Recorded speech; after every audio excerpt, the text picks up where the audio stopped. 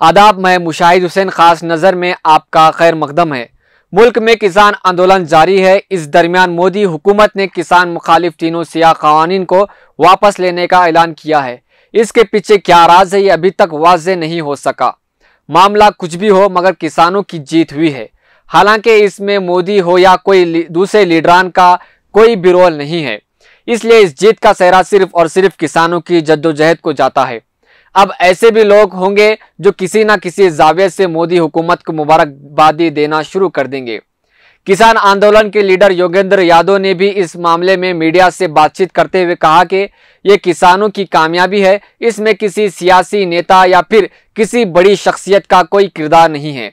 मोदी हुकूमत को आखिर किसानों के सामने झुकना ही पड़ा।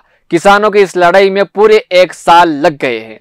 शिद्दत की इस सर्दी, गर्मी और बरसात को किसानों ने बर्दाश्त किया। इस दरमियान बहुत सारे किसान भाइयों की मौतें भी हुई हैं, मगर हुकूमत पर कोई असर नहीं हुआ। इन्होंने कहा कि इलेक्शन ही है जिसकी वजह से हुकूमत को झुकना पड़ा।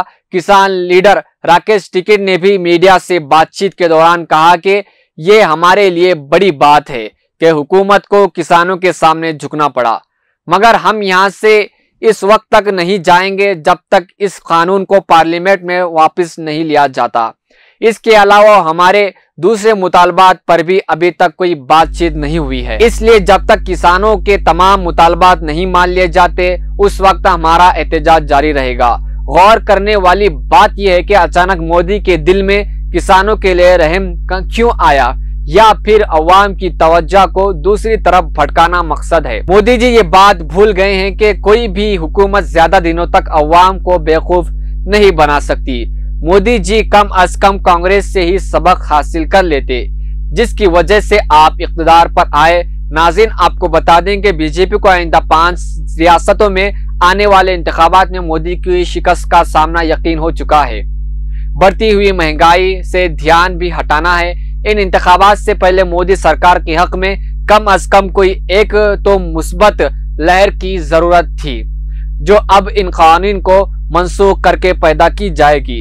ये तो इंतखाबी एजेंडे की बात हुई। इन कवानीन को मनसूख करने के बाद अब अगली नई सूरत हाल जो पैदा होगी, किसान आंदोलन से राकेश टिकैत और इसके साथियों की सूरत में जो लीडरशिप पैदा हुई है, वो मुल्क के मौजूदा मतलूबा काज में कहां रहेगी। इन कवानीन को मनसूख करके बीजेपी का यह भी दावा होगा कि सिखों और मुसलमानों की बढ़ती हुई कुर्बत को कम किया जा सके।